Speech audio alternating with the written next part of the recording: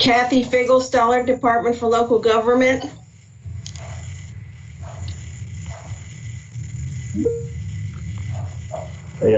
Brandon Taylor with Atlas Energy. Dean Moore, Kentucky Transportation Cabinet. Abraham Williams, Housing Daughter, Bowling Green.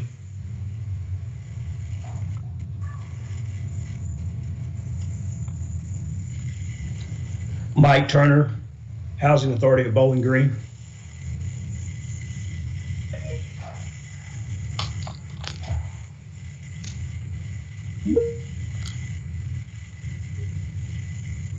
I'm Mary Crowley Schmidt with the Bluegrass Area Agency on Aging and Independent Living, one of the departments of the Bluegrass Area Development District. Waylon Isaacs, Indiana, Kentucky, Ohio Regional Council of Carpenters.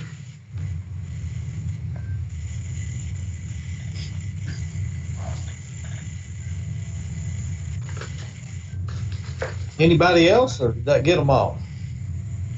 Well, Craig, I'll go, and then I'll let our KHC's new executive director say something too, if he'd like. I'm Wendy Smith. I'm kind of the staff for the HPAC. I'm the deputy executive director for housing programs at KHC. And if Winston Miller would like to speak, I think he certainly could.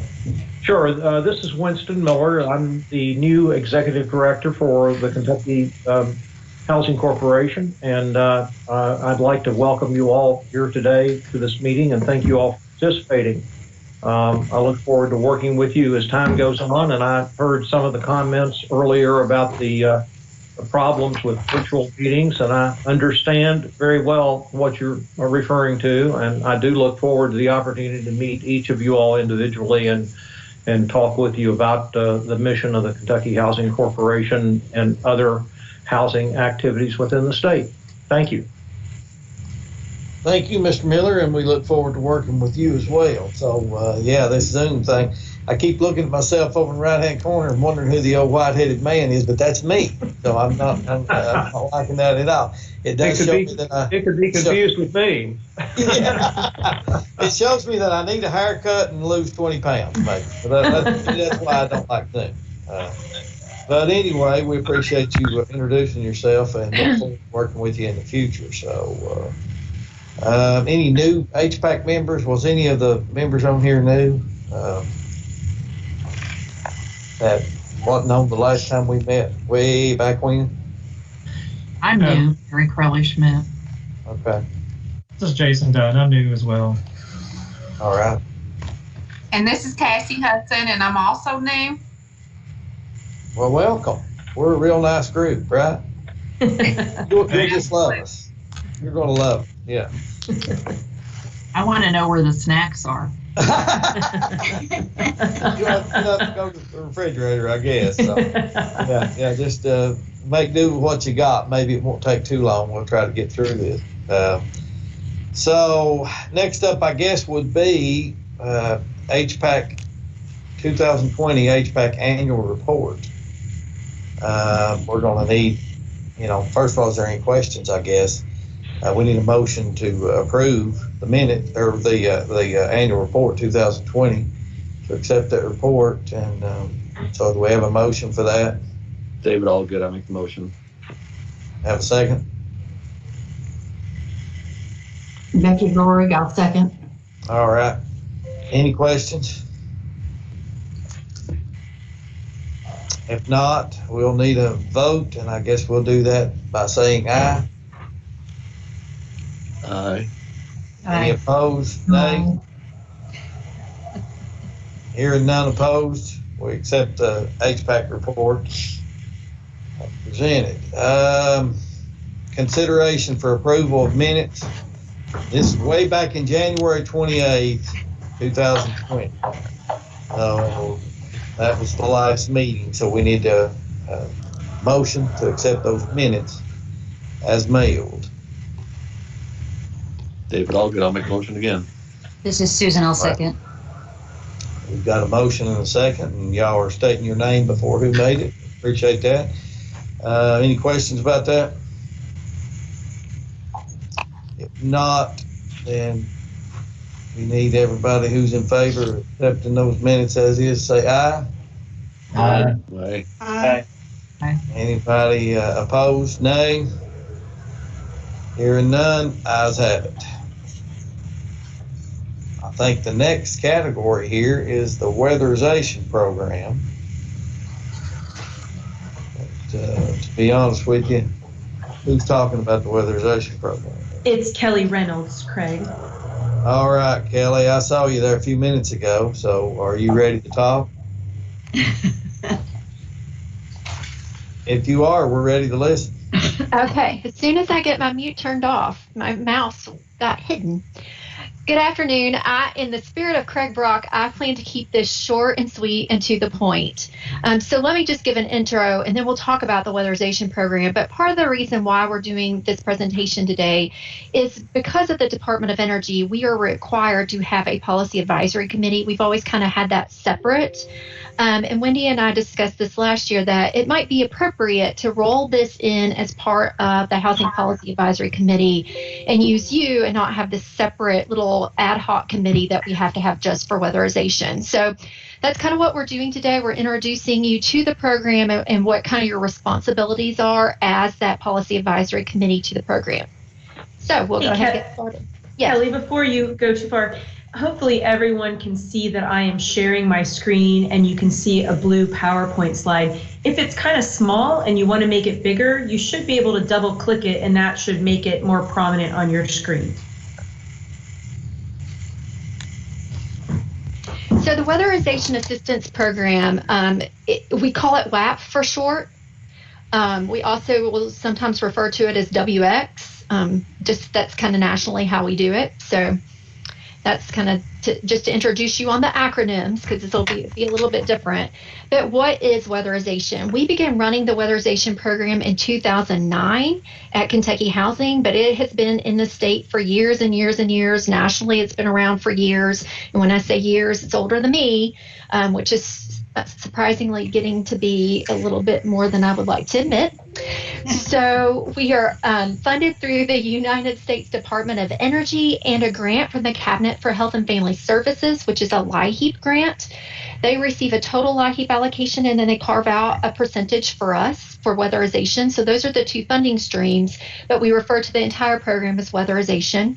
Roughly, we'll get about $14 million from both of those grants in this fiscal year.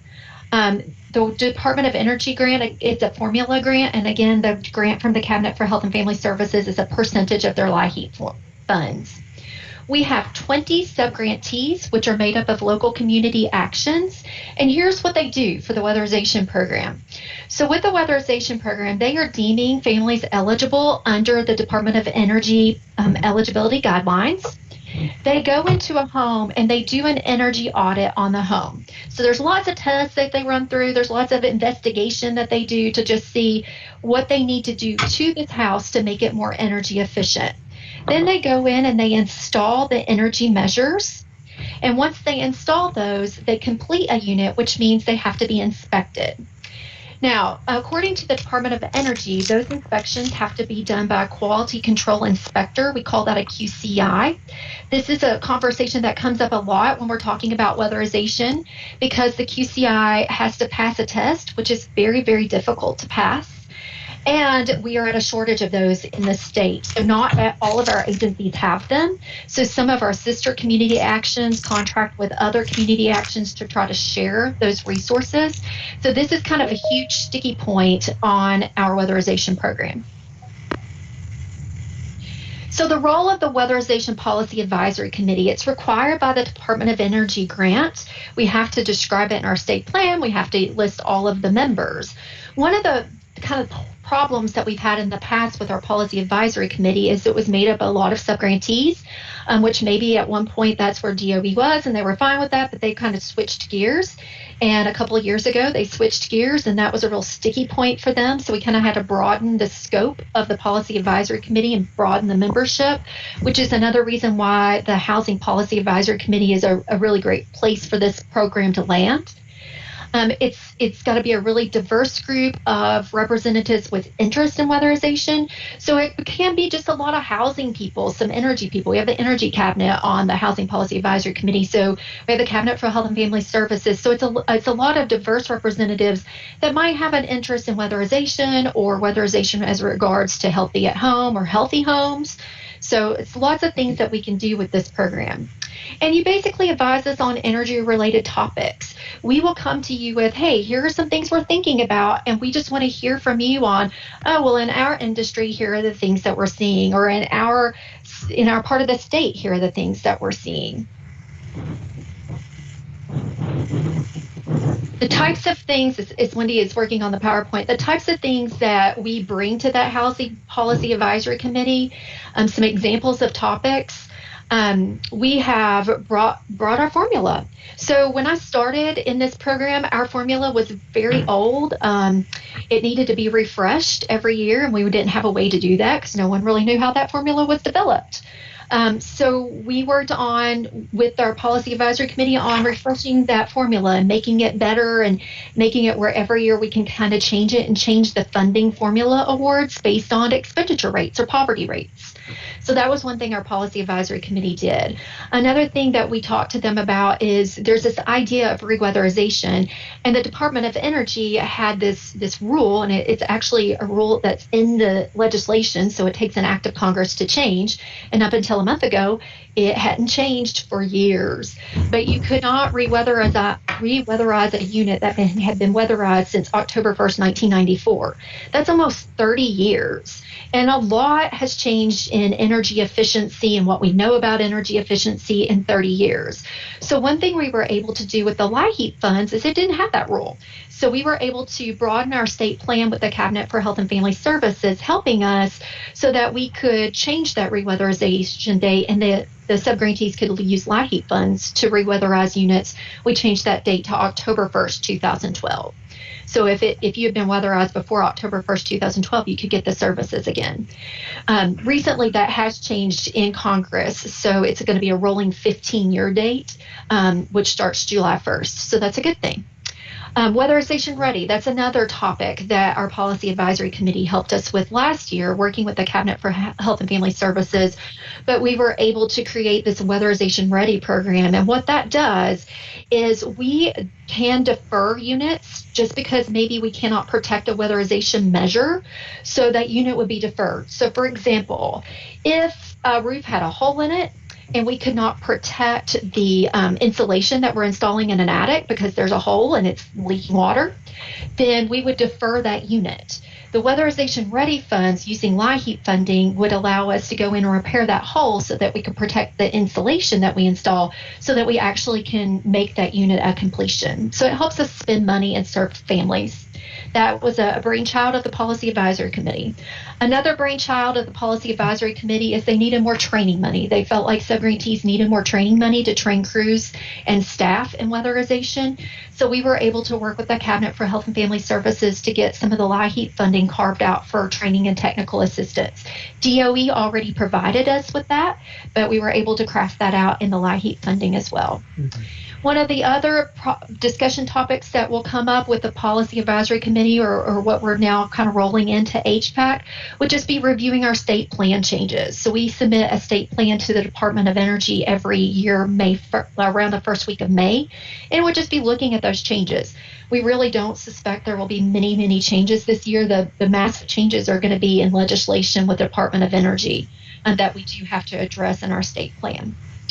But that's about it. That's about it as far as your responsibilities. It's really just kind of me bringing some topics to you of things that are coming up in the network and how can we work together and solve them, and listening to your feedback to hear what you're finding in your industry, and then trying to craft a solution around that using our weatherization money.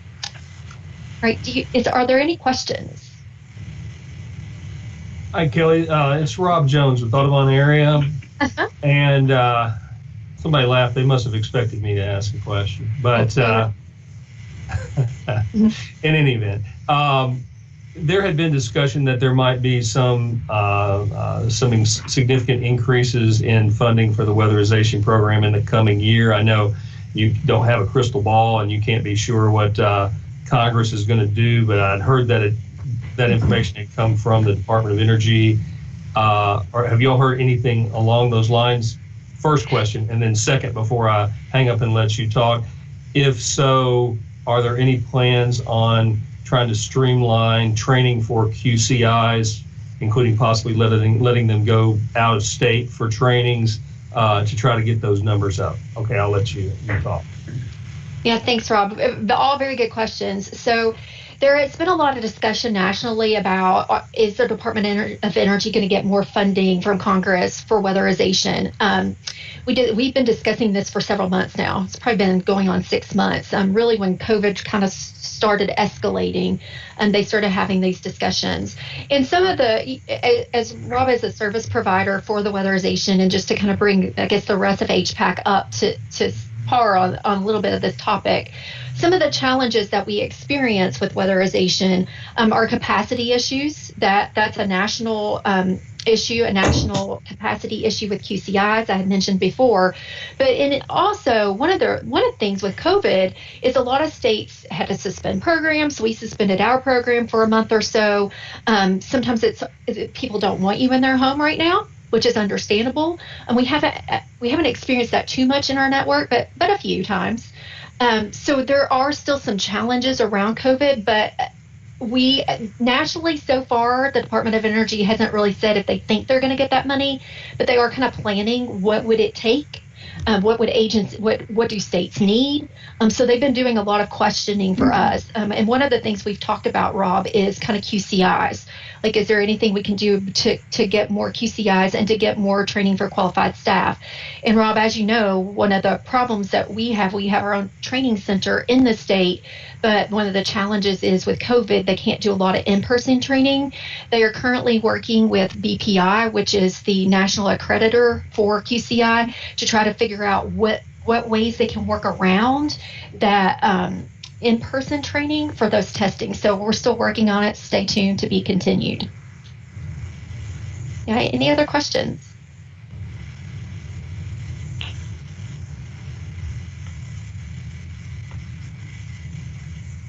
All right, so probably the next time that we meet, we'll have more ideas on what our state plan is going to look like, if there are going to be any significant changes. But the only significant changes I can think of right now are the 2 DOE changes, which is the change in Re-Weatherization Day, and the subgrantees are going to love this. DOE is increasing their admin from 10% to 15%. So that's going to be another significant change in our state plan, but all regulatory. All right. Thank you. Thanks. Thanks, Kelly. Thank you, Kelly, for that report. Excellent job. Weatherization is one of those programs I'm a huge fan of, because the initial investment pays off year after year. I mean, if they do it right, those folks are going to save money on their energy bill for a long time, many years to come. So not all programs are like that, by the way, but that's a good one. That's one of the good ones. Some of them, you just spend money every year without any future benefit. You just have to go back and spend money again, the next year, over and over and over again. And those programs can be a little frustrating, but weatherization program is a good one for sure. So thank you very much for that report, and we'll keep a lookout on as we get new things. I know there is a shortage in QCIs. We have a couple of them here.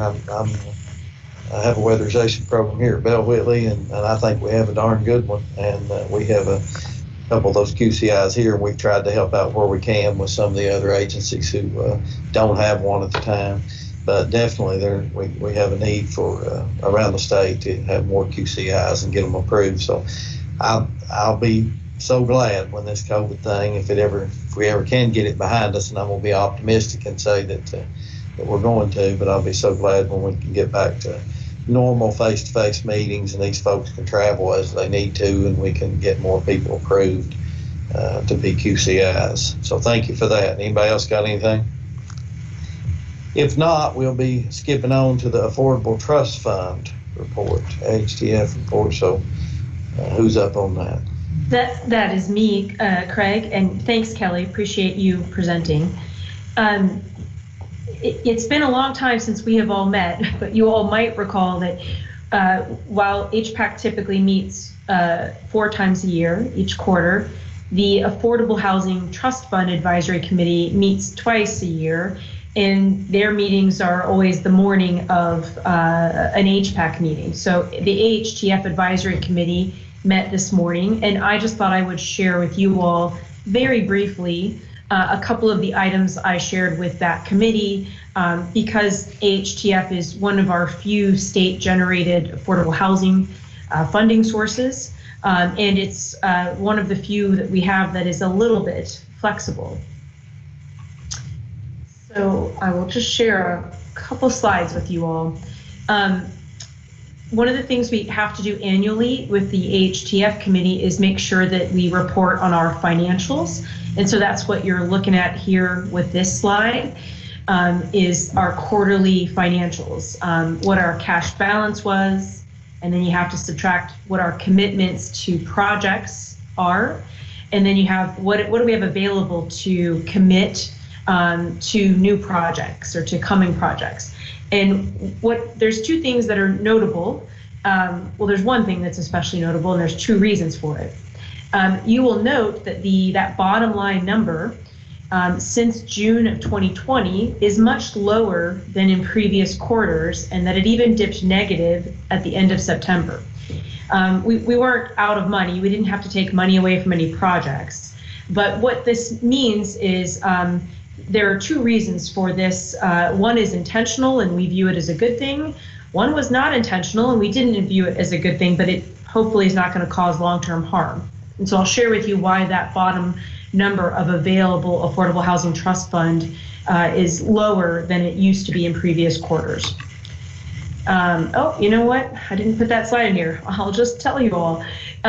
So the good reason is we have begun forward committing AHTF, meaning in a way where it's not overcommitting, but it is committing ahead of us receiving the dollars, because some of our really big multifamily projects, big rental projects, they can take years before they really use their AHTF, and we would hate for other projects to be waiting on funding while these larger projects are taking a long time to use the dollars. And so what we've been doing is committing earlier to projects that can put the dollars to use. We're not getting overextended on them, but we are just trying to get the dollars out into the pipeline of getting projects built, getting homes developed, getting units developed. The other thing that happened, and it's the reason that in September that balance went negative, is that because of COVID, a lot of county clerks' offices were closed, and so they weren't collecting recording fees, and so our AHTF funds are a portion of the recording fees that the clerks collect, and so we simply weren't seeing the receipts into the AHTF coffers of the state for AHTF. Our hope is that that is a one-time blip that will get caught up, as real estate activity gets caught up, but that's the reason for that. Again, we're not worrying too much right now, but it was worrisome at the moment when we just weren't seeing the funds coming in. In terms of how we are committing at KHC AHTF dollars, probably what's most useful for you all to look at is in the pink or peach colored section where it says proposed uses. We put these funds into three uses: the development or rehab of single family homes for home buyers, the repair of homes for existing homeowners, and then the development of rental units across the state. And so you can kind of see the profile of how we've allocated those funds for this fiscal year. It looks a little different than 2020 and 2019 in that we have more going into multifamily and less going into single family. This is not a gigantic policy decision to disinvest in single family. It is a recognition that we are finally, as an administrator, as KHC, we are definitely ahead of where we used to be in terms of getting dollars committed to our partners and their projects to keep pipelines going. And so we feel like the 2020 dollars that are committed, those are not spent down across our partners. We will be committing $21 very soon. At the end of February, we plan to announce funding. And so our partners will have a nice pipeline of funding to keep them going. And then we will have 22 coming up behind that So we felt like it was okay to tick some funding to multifamily because we are seeing that, I'm not saying we're overfunding single family, but there's plenty in the pipeline there. And then if you look at our allocations to either the development of home buyer units or home rehab repair across the Affordable Housing Trust Fund, as well as our HUD home dollars, I thought I would give you all kind of this longer term trend. And again, while you can see that the total is a little bit down at almost 7 million versus 8.3 last year, again, this is in recognition that we have a lot of pipeline dollars committed already that we committed in 2020 and 2019. When you see those two totals, it's quite high, and we feel like there's still a nice amount of money to be worked through, especially when you add the 2021 funding on top of that. So we don't feel like any of our partners are going to be short project funding. We do have some partners that are part of HPAC that use these funds, so if anybody wants to chime in, I welcome you to.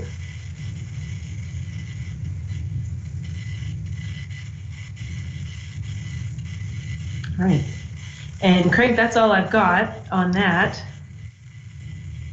Well, I'll say it takes a combination of those projects, to work. Ask me what the In market's Eastern like right Kentucky, now. we have a lot more Last week I had- single-family homes, and the need for new single-family homes or to repair the ones that are in place if they're repairable, and probably less in the way of the multifamily, but around some of the larger areas, they have more of a need for multifamily projects.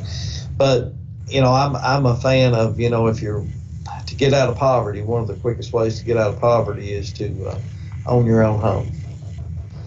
And so I'm a fan of some of these single family projects, and it really helps out. I mean, there's a lot of pieces to the puzzle, but that's a way to sort of get ahead, get out from behind the 8 ball there. But sounds like I know what you're saying as far as dollars being previously allocated, and a lot of them already in the pipeline. So yeah, I know where we're going with that. And we've done a lot of those projects too, and it's been good for the community here.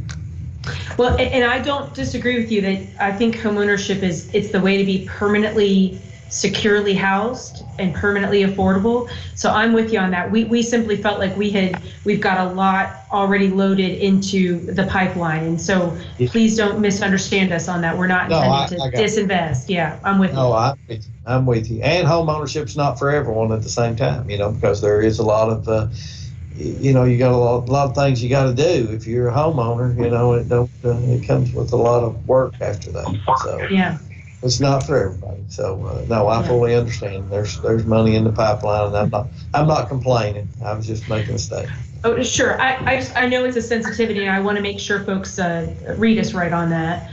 Yes. If you don't care, I'll skip right into mission moment because it ties into Go right ahead. Yeah. I just wanted to share with you all, this is a program done by Dave Crayer's organization. I'm sorry, this is a project done by Dave Crayer's organization. This happened in Vanceburg in Lewis County.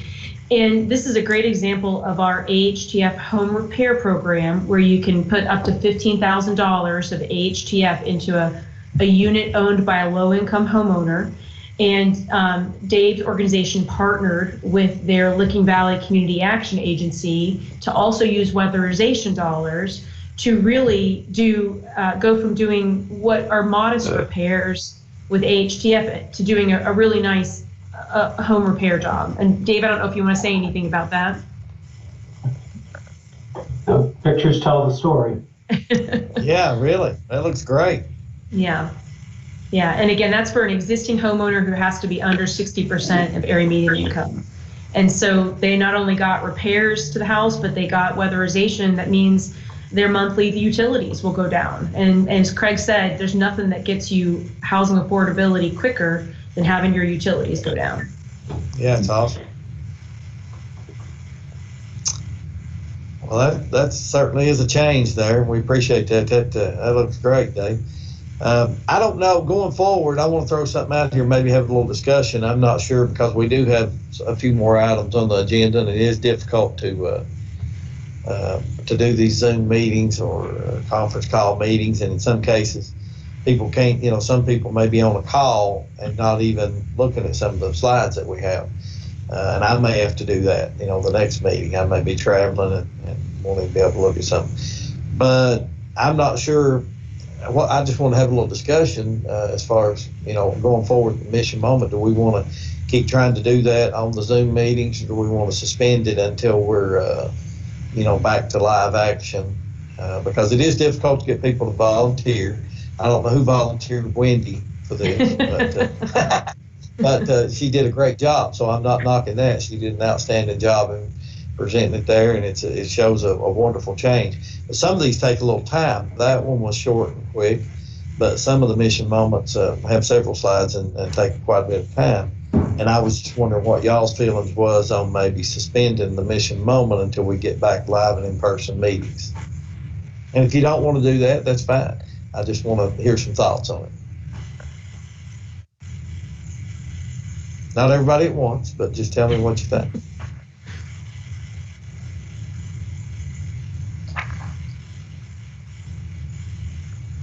If you don't speak up, go ahead. I was just going to say, if you don't speak up, you're going to be, you're the one going to be volunteering for the next one. So do you want to do it on these? It might be a good opportunity. I don't know if we could find someone outside of the meetings where, typically it would be pretty much of a challenge to drive down to Frankfurt to present for that time. But if we had somebody who could just jump on the Zoom meeting, to present to us, that would be a lot easier. So that's a thought. Well, and I think the Public Housing Authority of Bowling Green, Ibrahim, I think maybe you have volunteered to do Mission Moment for our next meeting. Maybe it's Abraham. I'm sorry if I'm pronouncing it incorrectly. I think Abraham and Mike Turner might be presenting at our next. Okay, well, if they've already signed up, then, We're good for one. yeah, if we're good for one, and we can revisit it at, the next time, I suppose. But, like I say, it's kind of difficult to get people to do it. I know I've done it before, and Dave's done several of them, and, we've got some new blood on here, and they may want to do that. But I talked to Carla and this Abraham from Bowling Green, and we're willing to do it in March. Okay, well, we'll just continue the discussion for the next time, and it sounds like if we've got a sucker on the line, man, we're not going to say nothing now, right? No, we'll just continue on with it. I just know these I keep complaining about these Zoom meetings, but sometimes it's difficult to have long meetings on this format. So anyway, but that sounds good. If we've got a player for the next game, that sounds great. So next up, I think we were going to discuss, just check in with members on COVID-19 housing and organizational issues. So has anybody got anything we want to say there before? And I'll say, as KHC, we're just kind of interested in what you all are seeing in your different areas of work.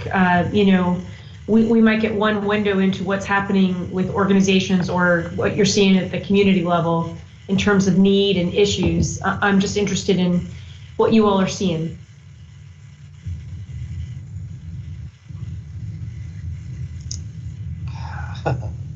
Well, in the aging world, this is Mary Crowley Schmidt from Bluegrass Area Agency on Aging. It seems to be, this is across the state, it's a county by county plan. So led by the health departments in most cases. In Fayette County, for instance, we have so many hospitals. We have 4 major hospitals. The hospitals have purchased their own vaccines and are doing those to their staff first. And that's taking a while because it's, lots and lots of people that work in those facilities. We cover 17 counties in the Bluegrass and some very rural Nicholas Estill County. And in those counties, they seem to be able to, they've been doing vaccinations for 70 and older. So they're beyond that phase 1. So it really is a county by county plan. And when people call here, we have an Aging and Disability Resource Center that takes about 2,000 calls a month related to anything to do with aging or caregiving. And we direct them to their health departments for county by county. plans. Now, the Department for Aging and Independent Living has asked us to poll everybody that we serve in all our programs, not just aging, because we also administer some waiver programs, which are cradle to grave. And we've been doing that this week to see if, number one, they want the vaccine, and number two, if they want it, are they able to get out and get it, or do they need someone to come to their home? And it's not a promise that this will happen, it's just to give them an idea of the volume that will be coming. So we've been working on that this week. So that's it from the aging world.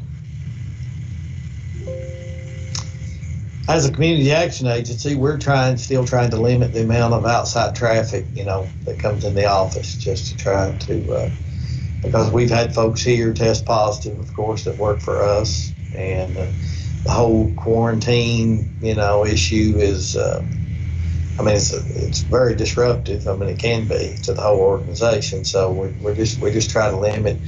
We're still trying to do business as much as we can without having actual face-to-face meetings, and just still trying to go that route. It's been pretty successful, actually, more so than I would have imagined. There's more than one way to skin a cat, so we've been, sort of creative in the way that we've been doing it. It's been working out pretty good. So I will say there's not any real need to rush back to opening it up to the general public any and all at this point. We're still keeping it like this, and as long as we can take care of business like this, I think it's probably, some things will probably change forever as a result of this in the way that we do business, and that's not a bad thing.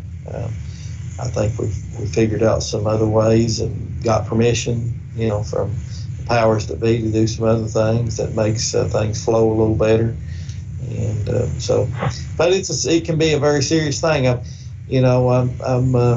not a doctor. I've stayed at the Holiday Inn Express last night, but it's amazing how it can affect some people. My oldest son, he's 24, and he had to go to a physical therapy lab. He's going to be a physical therapist, and he had to go to a lab, and somebody there came and was positive with it. It ran through pretty much the whole lab, and it was not a significant event for him. He had a stopped up nose and didn't really realize he had it that much, coughed a little, but we left the house and came back, a few days later and deep clean when he got back. But I don't know much, everybody's been affected by it in some way down here, but it has such a different impact on not only different age groups, but just everybody as an individual and how it affects them. So you just never know. One person gets it that may be 75, 80 years old, and they breeze through it like it's nothing, like a cold, and then somebody else get it and 41 years old and end up in the emergency room on a ventilator. So it's just so unpredictable that's what makes it frustrating. And there's no way that you can. And by the way, my son and his group, they all had their mask on. It was a mandate, throughout that lab to have a mask on, and nobody was allowed to take them off. But yet it run through the lab, so, I'm not sure the mask does a whole lot. I'm not saying it can hurt, but at the same time, it's probably silly to think that a mask, of that nature would protect you against, the most dangerous virus in history. That's my opinion, and that's free. So anyway, it's good. From the homeless world, I can only speak for Northern Kentucky, but we pretty much stayed open for business. All of the Northern Kentucky area shelters, we went down to half capacity, but we're fortunate that the Campbell County Jail opened some facility for single people. So I don't know if that, location maybe kept a few away because they're not fond of jails, but I think we've been pretty successful. We've had cases of COVID, but nothing where it went through a shelter all at once. And I think we're lucky that the winter so far has been fairly mild. I think that's helped out a lot too.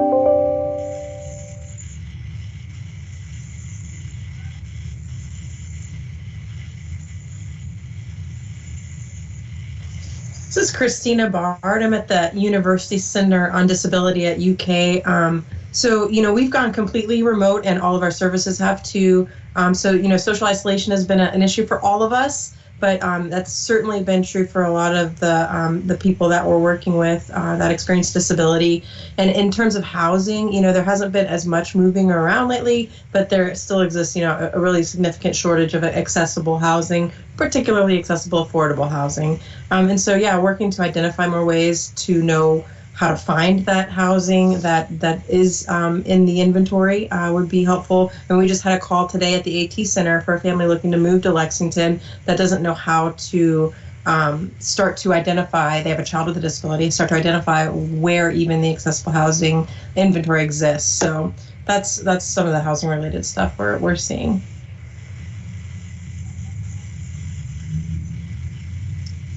Tell you an odd twist on some of that housing is that we have a few multifamily units brand new, and have rented some of them out and still have some available for rent.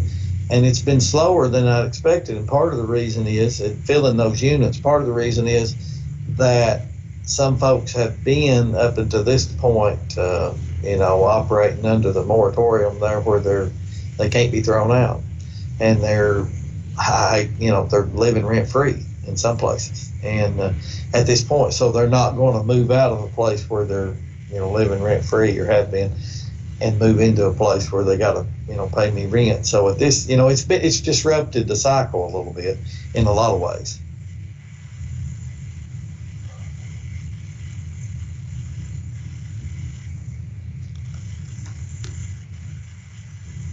Anybody else got any comments on how COVID has affected the area? This is David Allgood with the Center for Accessible Living. I would just echo really what Christina said about the trying to find affordable, accessible housing.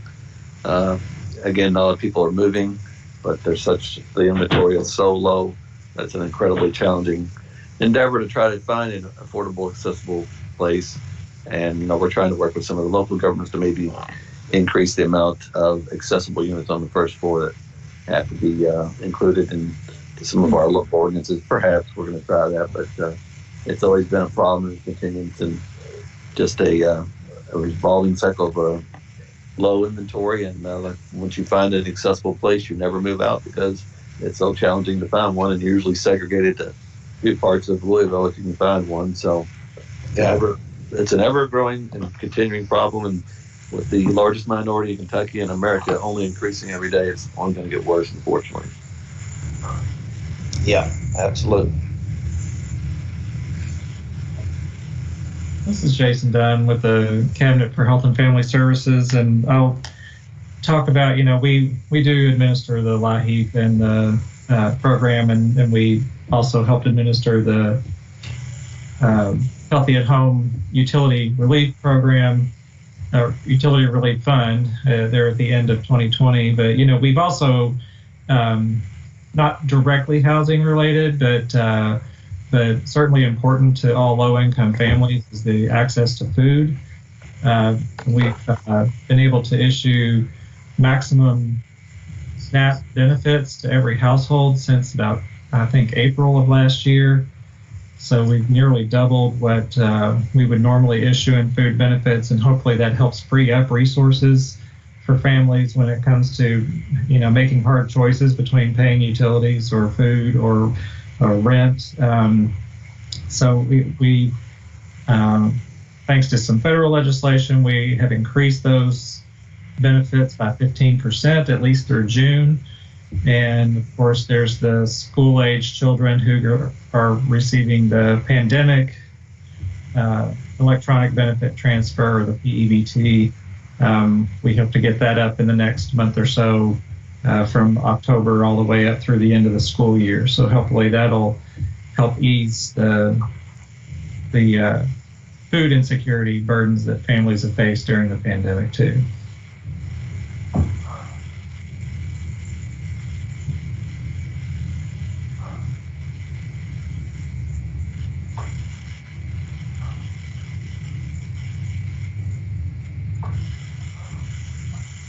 Anybody else got anything to add before, I guess, KHC updates on a few things there?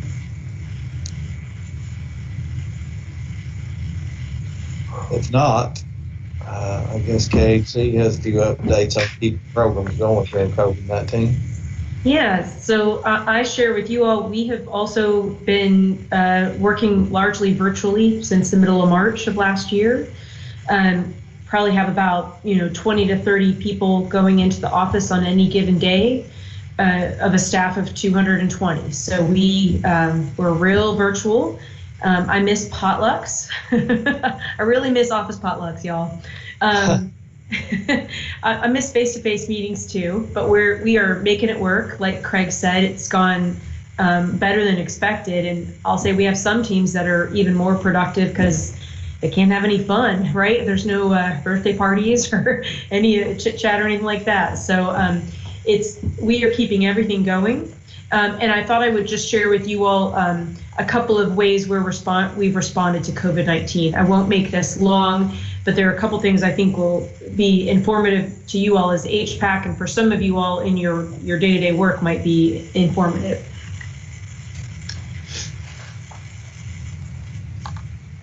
So there's really three ways we've responded to COVID-19. One is working with our homeowners, working with our renters, and third, working with our development partners. So with homeowners, we have been working with our borrowers who are getting behind on their home loans that they have with KHC because we do mortgages. That's one of the main ways we pay our way is to do home loans.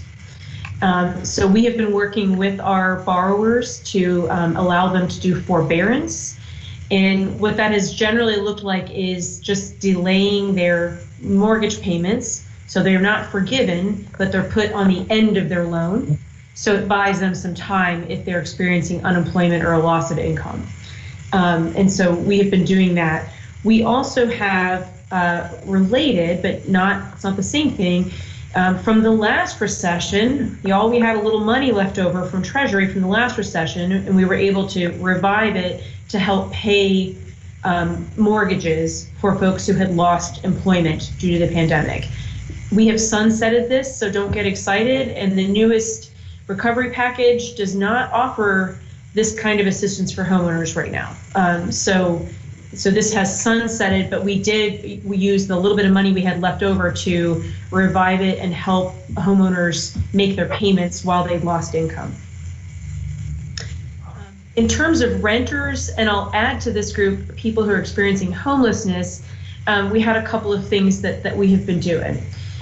So one is with our Section 8 program. We do Section 8 for 87 counties in Kentucky, just vouchers. And we notified all of our tenants and landlords that if they had a loss of income at the tenant level, they could do an income recertification and get more rent assistance from KHC to help make up the difference. And we're allowing them more time to report that loss of income. We used to say, if you don't tell us in 12 days, you're out of luck for whatever months you didn't tell us about. So we're trying to give people a little more time to get that reported. We have a lot of income changes that we are processing. I'm sure other public housing authorities are too, or other Section 8 administrators are too. We also got a gigantic influx of dollars through the CARES Act for homelessness efforts under the Emergency Solutions Grant, ESG. Kentucky, and that comes directly to KHC, got $23.4 million for ESG in the CARES Act. We usually get $2.5 million in a year.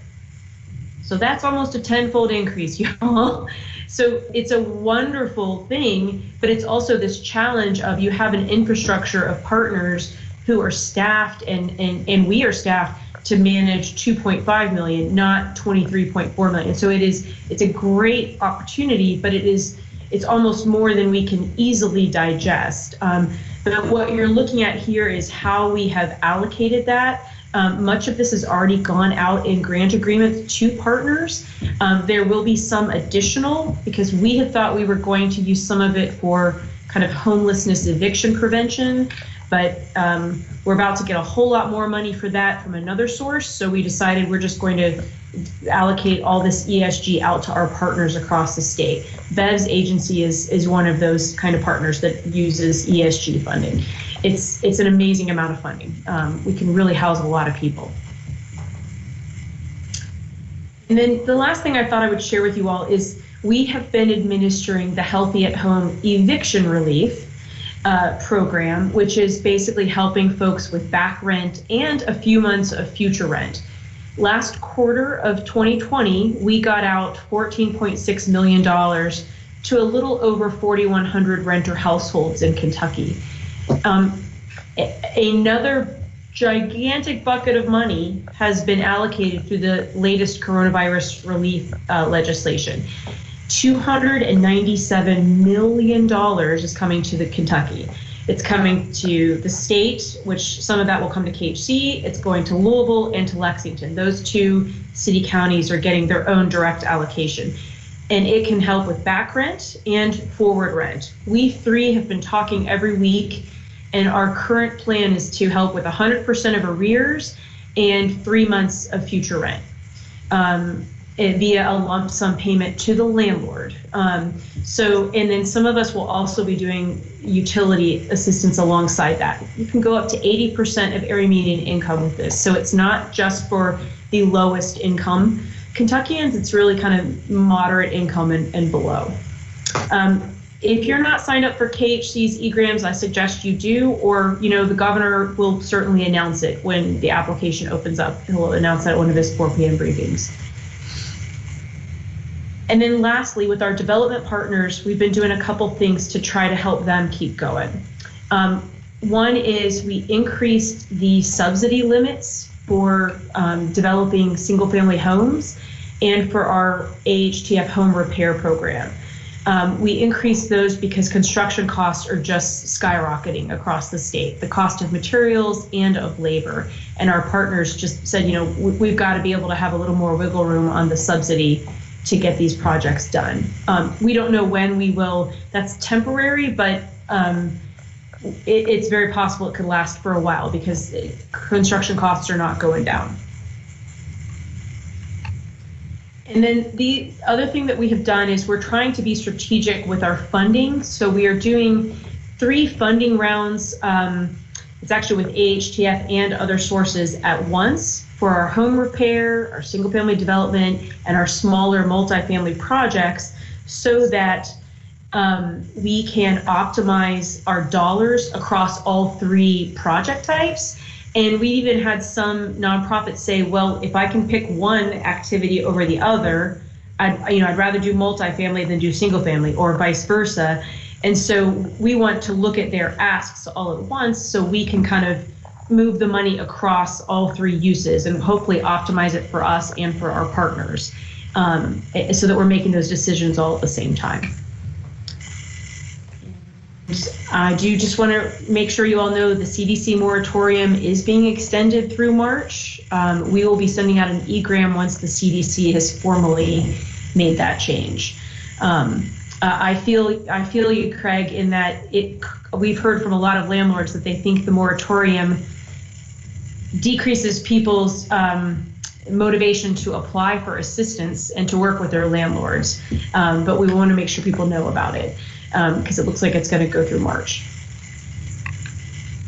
And that's all I've got. Encourage you all to sign up for our eGrams.